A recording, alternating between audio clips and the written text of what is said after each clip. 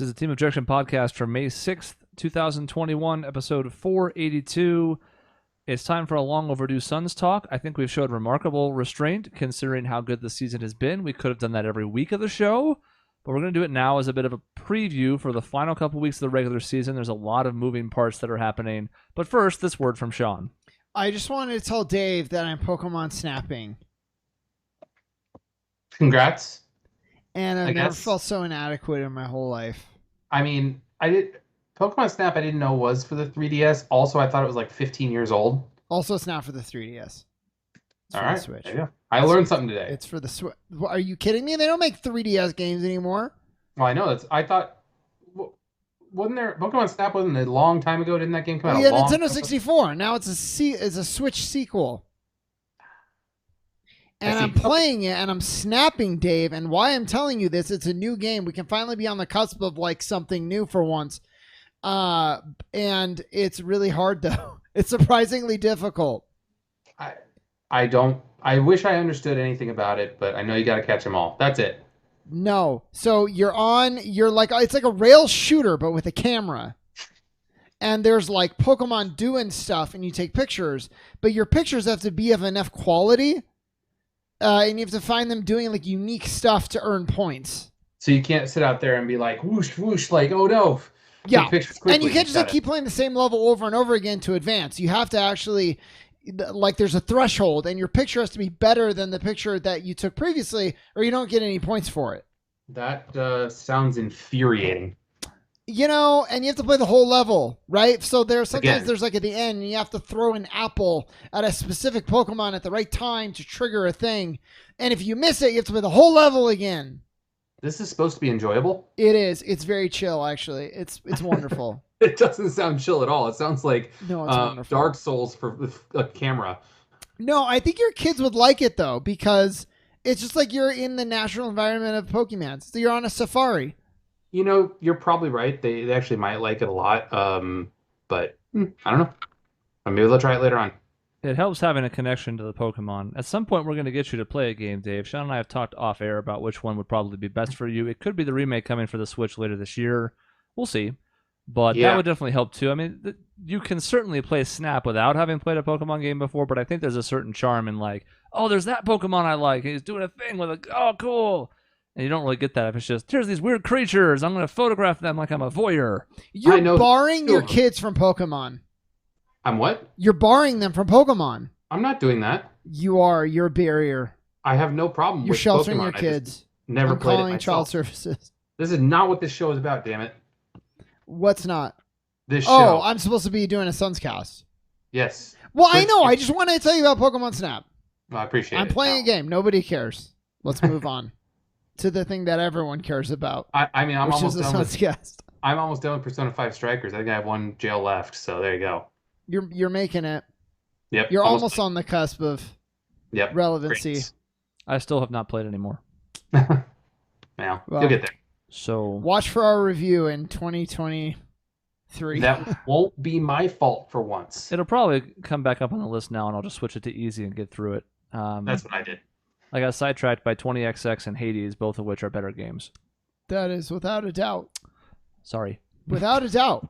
But I'm still excited for the story aspects of Striker, even though I don't find the combat that interesting because I played much more Muso games than either of you did back in the day, and I can't get back into it anymore. It's the same problem I have with Hyrule Warriors. I'm like, I understand the Zelda skin on this. It's pretty, and I like it, but I don't like this combat anymore because I've done too much of it. Yep.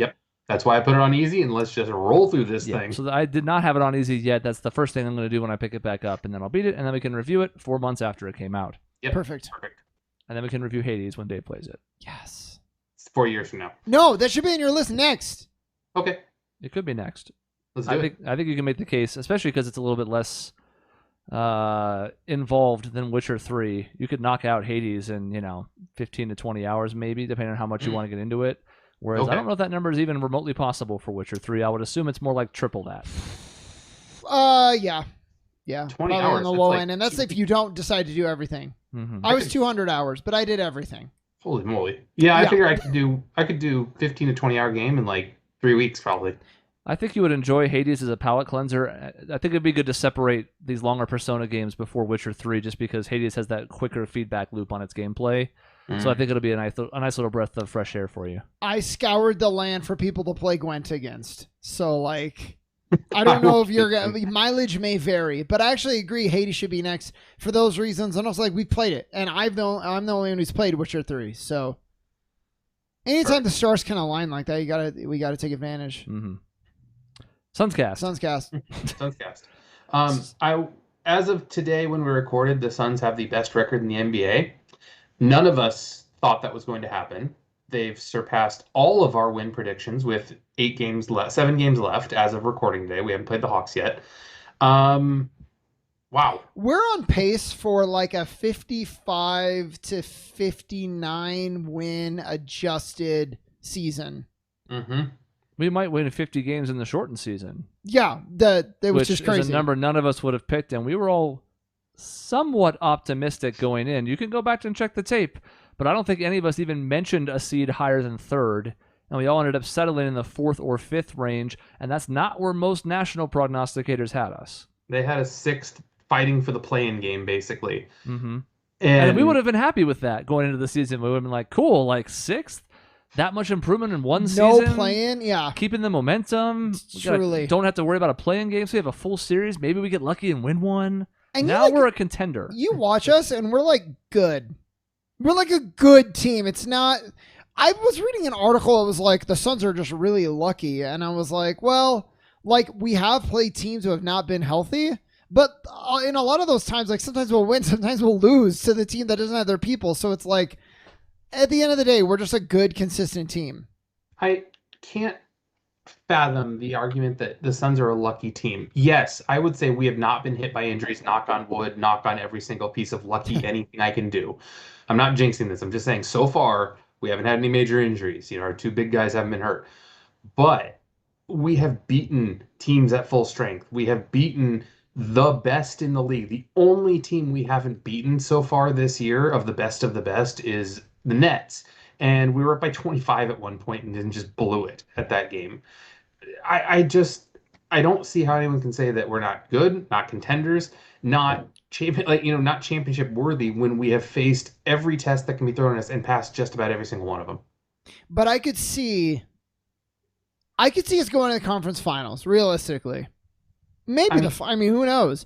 I could also see us first round exit. I mean, it all depends on matchups, to be honest, because if we, right now, like I said, we're in first place right now. If the playoffs were to start today, we would be facing the 8 seed Golden State. I don't think Steph can go nuclear for 4 out of 7 games enough to beat us, but that is a little scary. Well, that's the added trick, though, is that we don't even know if it would be Golden State. No. Because of the play-in game. And we do know, okay, it's mathematically not done yet, but with the way the results have gone the last 4 days, all of a sudden, we're 4 up with 7 to play over either of the teams that could surpass us for a top 2 seed. Forget Utah for a minute. Whether we finish first or second, we're playing a play-in team. We don't know who the hell, what seed we are, who comes out of that yet. But either way, that appears to be relatively safe. Now, again, we're recording this Tuesday night.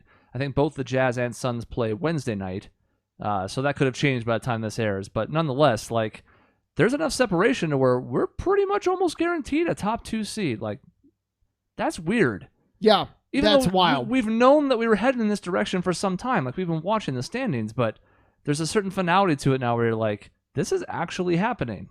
Mm-hmm. I think the problem, why it's hard for me to believe is because we really just, turned a corner in the bubble. And I guess that's weird to me because all of last season, pre-bubble, we were not very good, and we really didn't even show that many signs of being capable of what we did. And then we just decided, you know what, enough is enough. Mikhail took a huge step. Cam took a huge step. We signed Campaign. That was big.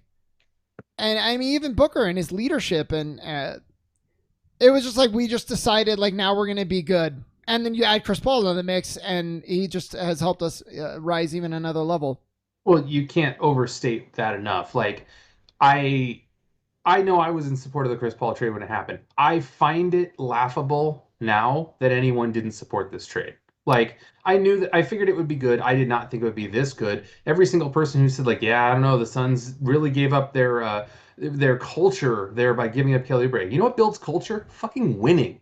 Winning builds culture really well. Yeah. Well, and you know what? Honestly, he wasn't even. He was doomed in my eyes when he sat the whole bubble and then we went 8-0. He was doomed in my eyes the second he signed that 2-year contract. Well, I guess my point is, yeah, I do miss him, or at the time I missed him for the culture, but the one I was really worried about in a way was like Rubio. Mhm. Chris Paul at his healthiest is better than Rubio, but well, that's obvious now, but at the time I was like, I don't know how much better. I don't know if his talent as a player is going to be worth more than Rubio's knowledge of the system and being here already. And like, God damn, I was so wrong. The answer is tremendous. The gulf is huge between these two. And I don't think Rubio's a bad player. No, I love Rubio, and I still feel bad for him that he got banished to the Arctic of Minnesota, Yeah. essentially. But you just watch. It's one of those things. Other analysts have said it over time. No one has really understood how good Chris Paul is until you watch him night after night after night and realize how he just controls every facet of the game. He's a coach on the floor, and that's a cliche, but it's so true.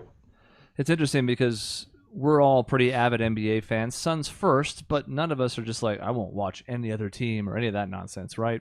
Mhm. It is exactly what you said, because you can look at Chris Paul's career numbers, and we might have even done that on one of the earlier Suns casts, and see how remarkably consistent he is over the course of his career. His scoring, his playmaking, his lack of turnovers, which speaks to the pace his teams play at, but also his control and mastery of the game.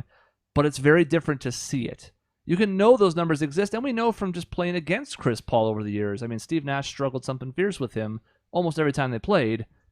But watching it on a regular basis, you just notice some of those little things. Like there's little aspects of his game that I was not as familiar with that now you see him getting to certain spots on the court. You're like, oh, I know where this is going. And it Yep. almost always means a successful trip. I almost And wonder, like, how is that possible? Like, because he pretty consistently does the same thing, and I'm wondering if you're a defender, how do you keep letting that happen? But I guess if you overcommit, which is rare now because people know, but he'll just go around you, make you look foolish. So you have to hedge a little bit, and all he needs is just a little bit of space, and that's enough. Well, and he creates his own space so well. I mean, there was a highlight in the game against Cavaliers just tonight as a recording where he basically just dribbled his body into a defender, stopped and jumped back, and had 4 feet of space and Yeah. hit an elbow jumper. And his mid-range efficiency is ungodly. Like the fact is, he has 7-footers flying at him all the times he makes it. I think he was shooting some stupid high percentage, one of the highest mid-range percentages in the entire league, and he's hitting something like 56% of them or something like that. I wish I had the exact stats in front of me, but he's remarkably efficient from mid-range, and he gets his own shot whenever he wants it, basically. Yeah. I am surprised, as Shaun is, at I'm sure, especially for casual fans, the idea of somebody who has certain moves that they go to over and over again is almost frustrating because it's like, well, it's like you said, like why don't you just stop that? But we know what James Harden is going to do offensively, right? But he's almost unguardable. We know what Luka is going to do offensively, step backs and slow drives and euro steps, but he's almost impossible to guard just because they're that good. Yeah. Like teams game plan for them, they scout ahead, they make defensive schemes built around them, and they still cannot stop them from putting up numbers. The same is true with Chris Paul. Not the eye popping numbers that some of those guys put up, but again, just night in night out, you can almost always pencil them in for 15 and 9 ish, maybe more. But it's remarkable having that consistency because forget how bad the Suns' points guards were overall for seasons that we've documented many times on this show before. Even when they were halfway decent, you never knew what you were going to get. Even from like an Eric Bledsoe, consistency was not his hallmark. Booker's been an exception to that, but everybody else in this roster until now has been just, who knows, on a given night. Dragan Bender had nights where he scored 20 points, and then he had nights where he scored 0.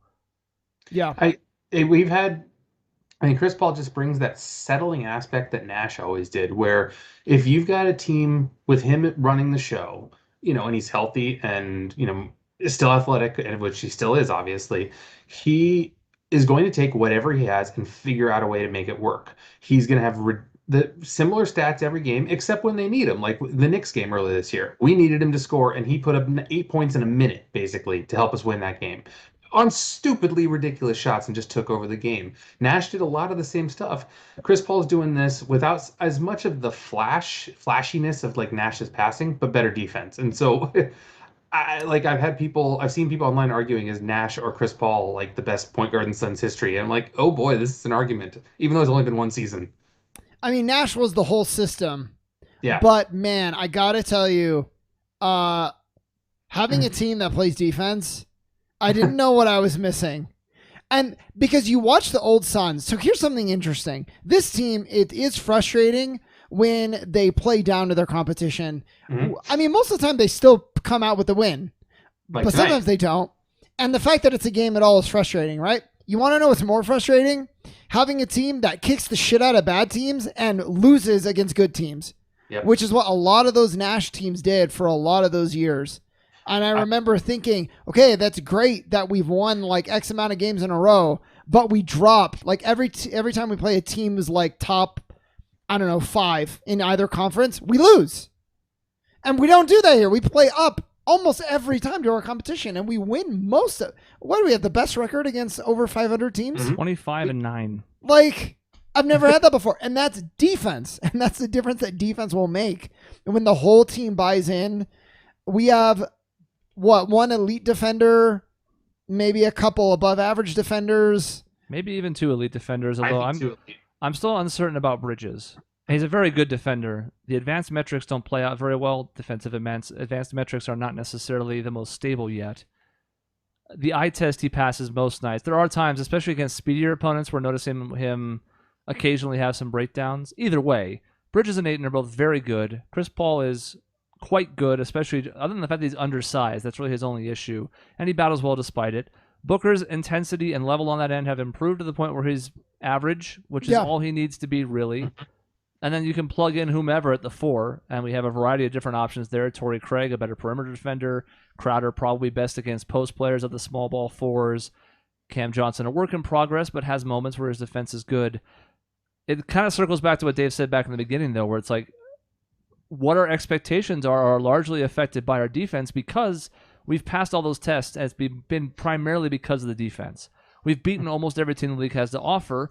We have a better record against teams over 500 than under 500. And guess what happens in the playoffs? The below 500 teams disappear, except in the East where they still make the playoffs. Yeah. So all these things bode well because the saying always goes, defense travels. And no matter where the playoffs might take us, there's that steadying force every night that we know is going to be there. I had last week when we clinched our playoff spot officially, which was, I didn't expect to be like a little bit emotional that night when we clinched it. It was like, oh my God, this is real. Like everyone knew it was going to happen. There's no doubt that we were making the playoffs. Yeah, it was not a surprise. No, but... it wasn't a surprise at all. Yeah. But when it happened, I'm like, oh, thank God, this is finally happening. And I actually went down the rabbit hole of watching 2010 highlights. And Amari Stoudemire was a terrible defender. I know it's been said before, but good God, after watching Ayton and how he defends now versus Amari just letting people go by him, I have so much more confidence in this team going forward because of the defensive aspect. Because watching the overtime period and what of this Cleveland Cavaliers game from tonight and what this team can do, where we're just like, okay, we're done. We're shutting you down. And it happens. It's incredible. I feel for Shaun Marion. Yeah. And we knew this at the time, right? Yep. We were avid watchers even back then. We were all, young, but still old enough to appreciate everything that was happening. And when you consider how bad Nash and Stoudemire were defensively, and then sometimes another member of the starting lineup, like Raja, was pretty good, obviously. But other than that, a lot of other defensive sieves. Is he a Hall of Famer? There's already been some debate about him and Amari. I feel like Shaun Marion almost has to be a Hall of Famer. I feel so too. If for nothing else, his game was as unique as you could find. It was just unique. I mean, I've never seen anyone who shot like this, and it went in consistently, and who had a quicker second jump. The guy was off the floor so quickly that you didn't even know he jumped the first time. Basically, super athletic, super good on defense, and really good on offense too. So if Nash was like the engine, and this is not really how how like a machine works. But I feel like Marion was like the linchpin. Like Nash is what makes it go. But without Marion, so much of that system kind of falls apart. And that's sort of what we saw, at least with that first iteration. Yeah, Nash is the engine, and Marion was the axle that drove the wheels of the car. Like, Nash powered it, but then Marion, it couldn't run without Marion. Because we all know certainly well enough how influential that Suns team in the mid-2000s was to the NBA as a whole. We've talked about the lasting impacts of that and how they could have actually shot more threes and blah, blah, blah.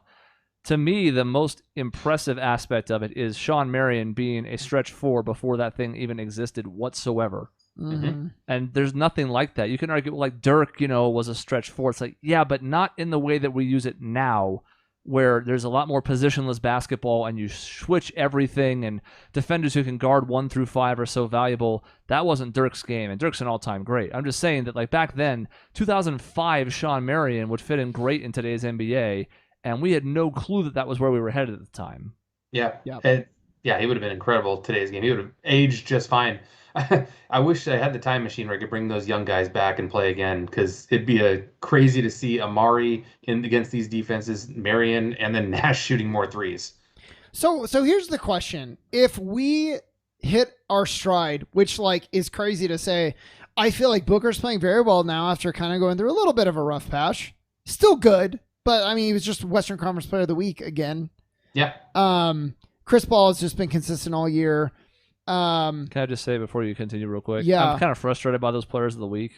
And it shows you that there's really no metrics that are consistent for it whatsoever, because that's his third of the season and he had 0 before now. And you cannot tell me that when he averaged 50 points for a week that he shouldn't have been the fucking player of the week. I'm not sure he should have won all 3 of them this year. I think 2 you can make a real strong case for. But it's like, yeah, winning matters that much. And yet Jason Tatum just won it. Why? The Celtics were 2 and 2 last week because he scored 60. Because guess what? Devin Booker did that. So what the fuck? Yeah. Anyways, sorry. Go ahead. No. So I was thinking about that yesterday when they were announced. I was like, I'm happy, and I'm also mad. But Cam Johnson is playing okay right now. We've seen him definitely play better. Dario Saric is playing not great, bad right now, but much lower than we know he can play. Crowder's hurt. We're out. Crowder's out. So it's just we're not even as good as this team can be. Now, there's no guarantee that we will get there. But if we do, I mean, what is the ceiling? Title. With the right matchups, it's the finals at the very least. His title. Yeah. His title. I'm gonna quote Javon Carter. He just got asked that exact question. Realistically, what's the ceiling for this team? Championship. And he let it hang for 5 seconds. And nobody. I'm a little confused why no one in the audience was had a follow-up or wow, confident. They just sat there. I figured everyone was expecting to say championship, but we got to work hard. Championship. And remember, that's from November. Mm-hmm. That thing that Dave linked to us in our little group chat, that's a quote from him from November when the team was, off to a good start, but still heading to that 8-8 notable moment that we had a whole podcast during, and then since then they're 39-8. Yeah. So that wasn't even just now where they're looking at their expectations relative to where they are at this point in the season. That was back when the team still hadn't really done anything, and he had that confidence, and the team had that confidence. It is very matchup dependent, and like we talked about, we have no idea where that's going to head. It's starting to take a little bit of shape, we know the top 2 and all that jazz, but we could play any of 6 different teams in the first round and then be set up for any of 4 different ones in the second round. And who knows in the East, Milwaukee seems to be finding a second stride, and I'm still a little bit worried about them. The Nets, we still have no real clue what they look like with the big 3 on the floor and may not ever get to with the injury history of those 3. That's the thing is I love this team. I don't know that we can beat a healthy Nets. Just because they are great, and they're great in ways that give us problems. James Harden, not a single person on our team can defend him. He's fast, he's strong, he can shoot well, he can drive it. He just tears their team apart. But we might not have to deal with that because they can't get their 3 on the floor. Mm-hmm. So far this season, I guess people will say we're lucky because the breaks have fallen our way. We've played we've played well against good teams. We haven't been injured.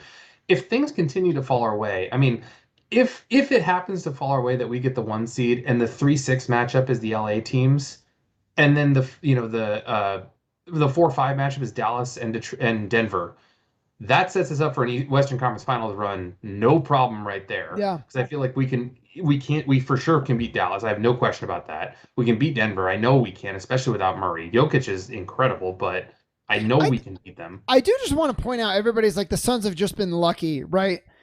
I want to remind people that we haven't had any major injuries, but we went through a spell where Devin Booker was out this season. We went through a spell where Chris Paul was out this season. So it's not as though we have just been absolutely healthy while everyone else around us is being like injured and sick with COVID. We had a whole week where our whole team was out, and then we had that time that we needed to recover and gel again. Yeah, we just haven't been hit like the Lakers did, for example. No, we just how many games? Chris Paul was out for 3, and Devin Booker was out for. Booker was 4 for sure. Paul, I think, was 2 or 3. He hasn't missed a ton. Okay. So it's been good. He might be as many as 5, actually. I just want our players to get, due credit because overall, yes, they've had good fortune, but it has not been perfect, and we have persevered anyways. It's fortune to an extent, but I also think that health is a skill. Now, I would argue that like the LeBron injury, for example, was kind of flukish. He's never really missed this much time, and it wasn't a play that he had much control over, right? So there are certainly some bad luck moments among those, but when you look at the list of all these potential All-NBA players and how much time they've missed, the number of them who've missed 15 to 20 is startlingly high.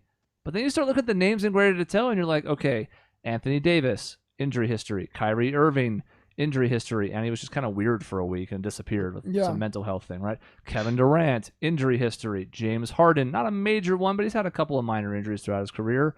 All these guys have dealt with this in the past.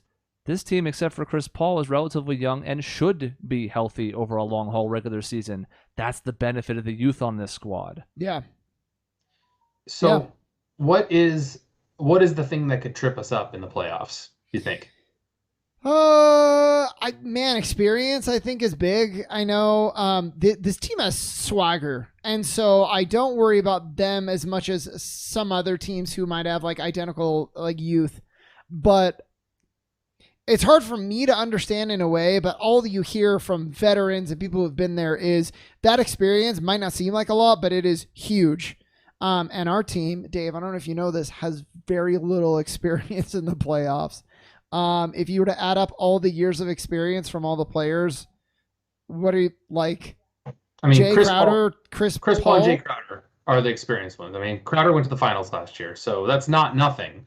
No, that's great. That's what I'm saying. So like, it's good that we have a little bit of that, but like, Booker, Bridges, Ayton. None. I mean, even all the way down to like Kaminsky. It was like I only made the playoffs one time, other than like now making it again this year. So I'm afraid that could come back to bite us in little ways, like little botched plays. But I'm not at the same time.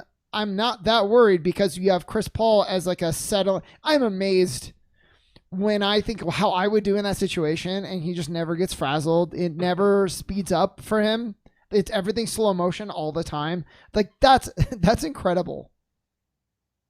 Just years of experience, just knowing what to do. I mean, the mind that guy has on him and the awareness he has on him, like that's a stat in 2K, right? Offensive awareness. That is up to 99, Yeah. Yeah, I'm most concerned by teams we can't defend. And those are going to be matchup nightmares for anybody, and that's specifically the Lakers and Nets. Yep. I'm not that worried about the Clippers, even though they also can be quite good. We've had the luxury of winning at least one game against them, and they didn't have Kawhi, right? So, like, who knows? It's just those teams with matchup problems. The Lakers go huge, and you need Ayton on Anthony Davis. So somebody like an Andre Drummond is going to be then on what? Cam Johnson? Like, and he hasn't been very good for them so far. But let's say it's Marc Gasol or whoever. Like, maybe it's Montrezl Harrell, whatever. We don't really have a second big that matches up well with them. And, of course, LeBron's a matchup nightmare. Yeah, you can put Bridges on him, but no one's going to shut him down. The Nets, you probably want Bridges on Durant. So then what's the trickle-down effect from there? Who the hell guards James Harden? Yeah. Yeah. And you got Kyrie. Like, Chris Paul and Kyrie's probably fine. But does that mean Booker's on Harden? Because that's going to take a lot out of him, and he's not the best for that. You almost want Bridges on Harden, right? And, like, take a chance with Booker on Durant? Like, no matter what, we're fucked. But, like... I mean, the last game, Chris Paul guarded Durant for a stretch, and I was Bad. just like, what are we doing? Because Durant just Trash. caught the ball and turned and went, oh, I'm going to shoot. Yeah. Yeah. So you need somebody with height to at least bother him a bit, which Bridges' length is good for. But I'm with you. I mean, you could certainly make the case for putting him on Harden and hoping that like Torrey Craig can survive against Durant or something. There are options. We at least have enough pieces to throw a few different looks at it and see what works. But those two teams give me the most pause. We've done pretty well against the Bucks. We've done plenty well against the Jazz. Any other like big time contenders you think of? We have a pretty good record against. The Sixers are our bitch. So like there are certain teams that I'm not that worried about given our past results. Lakers and Nets are the two that give me pause. Now, like Shaun said, we may not even see the Nets in the finals, whether or not we're there. Like we're only going to have one team from the East come out of it and be a contender against the West. So if the Bucks, the Sixers, or some upstart takes them out, then it's a moot point. But the Lakers are the one I have my eye on. Their seeding relative to us is the one that gives me the most pause. I agree wholly. And also, if we did happen to lose to the Nets, I mean, I'd be mad, but like, holy shit, we made the finals, guys. Like Against a team that like is arguably the most offensively stacked team of all time. Like, what do you and I'd be happy for Steve Nash. So I would be upset. Yeah. But making the finals, I'd be like, yeah, it sucks to be this close and still come up short again. I would be excited. If you could pencil me in for the finals right now, I'd be like, I'd have to think about it. Because I think the odds of us making the finals are not as high as the relative odds of us winning a title, if that makes sense. I know we have to make the finals to win the title. You know what I mean? Like, yeah, I do. Yeah. If I could just lock in finals and see what happens from there, or like maybe you win, maybe you're out in the first round. I would rather just be like, hey, we took out 3 teams in this Western Conference with the expectations that we had. I'm happy, and let's run it back for next year. Yeah, exactly. And that's what I want to remind myself. Like, it's just weird being a fan right now because the expectations are so weird. When it was the Steve Nash team, it was like, if we don't win the title, pretty much, that's a disappointment. Now I want to keep it relative. If we do have a first round exit, disappointing for sure. But like, again, it was borderline if we were going to make the playoffs this year. Got the number 1 seed, things happen. This was our first year. Clay and Steph didn't immediately get together and go to the finals either. Like, sometimes it takes some time, and I want to be aware of that and still proud of the journey. But it is cool. I agree with you in being proud of the journey. If we lose in the first round this season, like those expectations are out the window. We're the number 1 seed. Like the happy of just making the playoffs, I think, is out the window at this point. I'm like, sort of in that same boat. I get what Shaun's saying, and I kind of feel the same way. I look at all the potential first round opponents at this point, and I'm like, we should beat all of them. Well, if it's like Suns Memphis and we lose to Memphis in the first round, that's a disappointment, sure. If somehow it's the Lakers or like, I don't know, if it's Golden State and I wouldn't be disappointed by the Lakers. If the Lakers fell to 7 and we ended up 2, which could happen, then I wouldn't be disappointed about a first round loss because they weren't supposed to be down there. Yeah. So that would be like, that sucks as far as a break, and woe is us, the cursed franchise and all that. But I wouldn't be like, we were supposed to have won against the Lakers because like they were a prohibitive favorite before the season. They're lulling me into a false sense of security though, because they've had injury issues and they haven't been playing well. And it's because of the injuries, I think. But you had LeBron back, you had AD back. They don't look that good right now. I think it's rope-a-dope. I think it's championship hangover because Anthony Davis right now, I know he's coming back from an injury. He looks absolutely fucking lost. Yeah. His effort is 0 right now. But it's also like, other than avoiding the play-in game, what are they playing for right now? Yeah, that's it. That's the only thing. And it's funny. I've heard like little things like analysis of Andre Drummond actually is kind of a clog in the paint now, and one that's like not super great for the way LeBron plays. So I'm like, yeah, I hope that's true. But I mean, at the end of the day, yeah, they're probably the favorite if healthy. So we just need LeBron's ankle to stay injured again since he's sitting out this back-to-back the last night and tonight, and fall into the 9th seed and follow the playoffs completely, right, guys? I want LeBron to get healthy, but to delay it just in time so that when he comes back, he's still like getting into game shape. I want LeBron to get healthy and then we whoop his ass anyways. Yeah, exactly. Like, but I'm not rooting for that outcome because he scares the hell out of me. Yeah. But I like the sound of it. It sounds more intimidating. Yeah. So then my next question is, I guess, what's our best case scenario? Because I think our best case scenario is playing like Memphis or Portland in the first round, Dallas or Denver in the second round, and then the Jazz in the third round. Yeah. Like, if we can do that, I think if we could go through that stretch, I think, holy moly, we're gonna be just fine. Well, Memphis definitely. I mean, if you're in this dream scenario, you're asking me if I'd rather play Memphis or Portland. I'm definitely saying Memphis. Even so, I don't worry. Portland will not keep me up at night, I don't think. Of the teams that are down there, I actually almost want to play Memphis the least. I think they're really good. Oh, I'm not scared of Steph in a 7-game series. I'm scared as hell of him in a playing game Mm-hmm. because all it takes is one night to go in nuclear, but that roster sucks. Yep. The fact they're even in this race should finally quiet any Steph haters out there whatsoever. How are there Steph haters? I don't know. I honestly think that half of them are Russell Westbrook fans, and they feel slighted that Steph gets all this like all-time love, and Westbrook's a afterthought.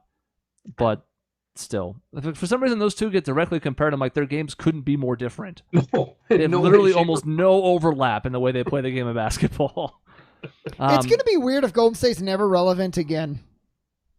You know, like it's like most teams, you have a roster, you go through some tough years, you build it together, and then, you know, hopefully you get like conference finals or even the championship. They did it like backwards almost. They had tremendous success early, and now one season they miss the playoffs, one season maybe they'll be in as the 8th seed, probably early exit.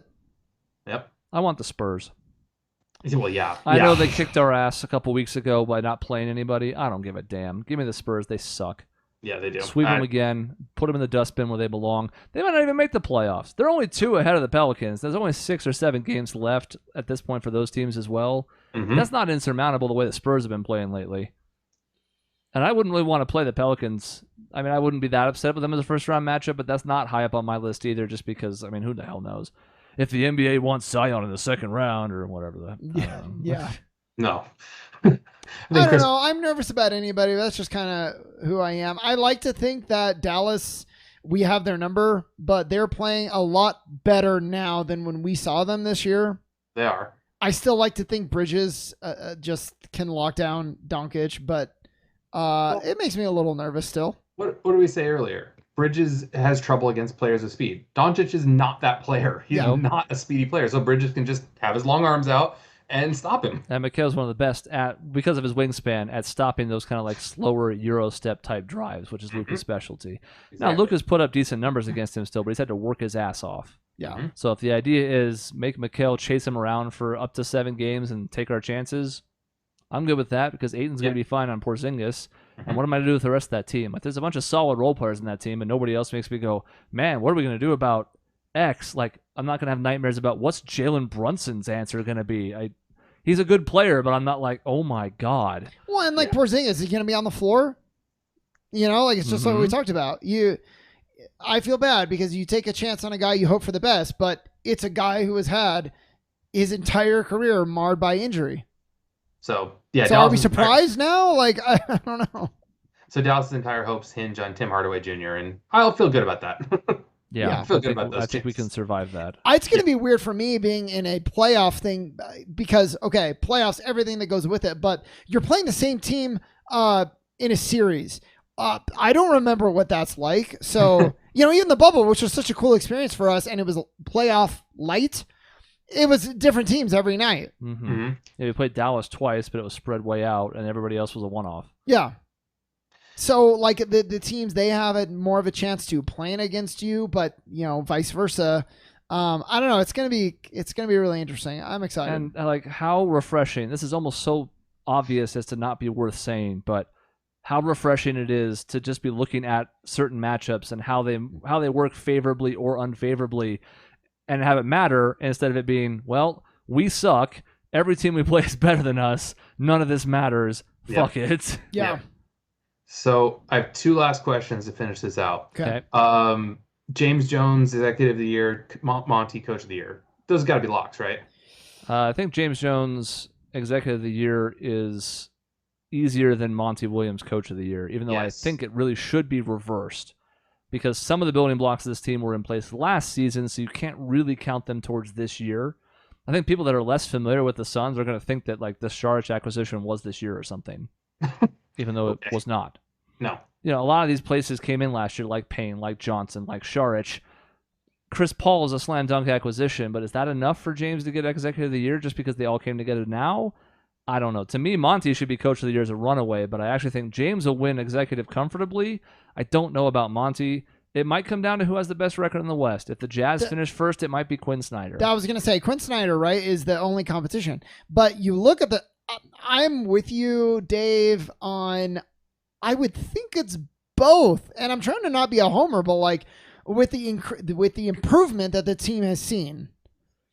And James Jones, even though it was only really one big move, I mean, what a huge move that one was. So if the Suns get the best record in the league, I don't know how you don't give it to both of them.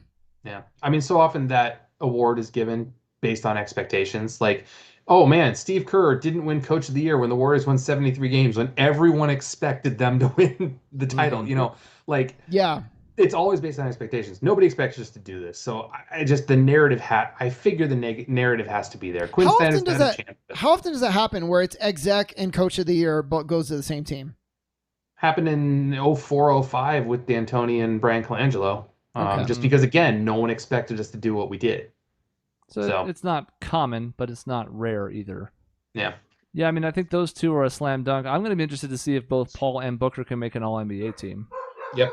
Yeah. I figure Paul will, for sure. Booker, I was listening to Bill Simmons' podcast yesterday, and he's got him on his third team, and he's an official voter for All-NBA. Yeah, him and Russillo both had him on third team. Yep. I think that one's going to come down to how much people hold the time missed against certain players. Because, again, people have missed 15, 20-plus games of a 72-game season, including one of the MVP candidates, Joel Embiid. Yep. Now, obviously, he's going to make an All-NBA. But, like, how much do voters weigh that? I guess we'll see. I mean, that leads into the last question of there's been the people talking about Chris Paul MVP. I don't think he will win it. I don't think he should win it. I think he should probably finish top 5. I could see that happening. If it wasn't fifth. You know what's interesting, and this is a little bit homer, and I know, if it wasn't for Jamal Murray going down and Jokic still carrying that entire team on his back, I would actually make a case for this guy is the best player on the best team. We have plenty of years where that's been the only criteria for voting. Give it to Chris Paul. In this case, with what Jokic has done, I would say he's probably number 1 and Chris Paul is number 2 for me. Can't give it to Embiid. He's missed too much. And the Suns are better than Philadelphia anyway. So I look that's my hot take, Dave. No, I mean I could go. I think Embiid has missed a lot of time, but he hasn't missed enough to knock him. I would probably go Jokic, Embiid, Paul. Would be my order. I think. I think I'm fine with Joel being above Chris Paul despite the time he's missed, and he's missed a chunk. I'm actually trying to look up to see how many games he's missed. I want to say it's like 20. And actually, I pay back. I'd probably put Paul 4 because Giannis is still Giannis. I mean, he's freaking incredible. Yeah. I mean, people are almost sick of voting for him for MVP, even though he's having a fantastic season. I think he's missed 19 games. I think Joel Embiid has been the best player in the league this season. Yeah. Just relative to time on floor. He's been outstanding. But has he missed too many games? That's certainly a legitimate question. I think it's Jokic, and I don't even think it's that close anymore. You can argue that Giannis is making a really strong late season surge here, but there's no way they're going to give him a three-peat. No. He would have to be leap years ahead of everybody else, and he's not, even with a late surge. No. It's not fair to say, but he would have had to do better in last year's playoffs to win a third in a row, you know? Yeah, because we know from watching Steve Nash that the voters are real loath to give out three-peats for MVP. It happened to LeBron. It happened to Jordan. It happened to Nash, because his best season was arguably the third one. Yeah. Yeah, for sure. And I don't really have any qualms with him not winning it that year. But when you just look at it from a statistical point of view, he probably could have had a real strong case for a three-peat, but they gave it to Dirk instead. And I'm like, that's fine. I'm kind of glad Dirk got an MVP. Yeah. In this case, yeah, I think a lot of times they like to give it to a fresh face. It's a great chance to do it with either Jokic or Embiid. I think Jokic will win it. I agree. I mean, Jokic solidified it as soon as Murray went down, which seems unfair in a sense, but I think he did. Well, you know what, though? That's what some would say won Steve Nash the award when Steve Nash himself got injured, actually. Mm-hmm. Yeah, that's true. I do want to point out, though, I feel bad because I do give the nudge to Chris Paul, but I almost see like Chris Paul and Devin Booker like an MVP tandem. Yes. So I Yes. don't want to discredit Booker. I just think if I'm going to choose one, it probably is Chris Paul right now, just for how he controls the offense, the experience, and the stability that he brings. But Devin Booker's been playing so good, too. Booker's our best player. Chris Paul's our most valuable player. And I'm okay with that. Mm-hmm. Embiid is the best player. And Jokic is the most valuable player. Yeah. Alrighty, well, we'll have a little bit more of that in a couple of weeks. We're going to have to do another episode as we head into the playoffs and we have all these uncertain feelings raging through our bodies. But for the time being, that's it for this Suns cast. Next week, we'll do something else that's just a breath of fresh air. And then 2 weeks from now, we'll all start being extremely nervous as the playoffs actually approach. I won't Balls have of any anxiety. Mm, Yeah. I'm really excited about it, but I'm also like, God, don't lose. God, don't lose. Just not in the first round.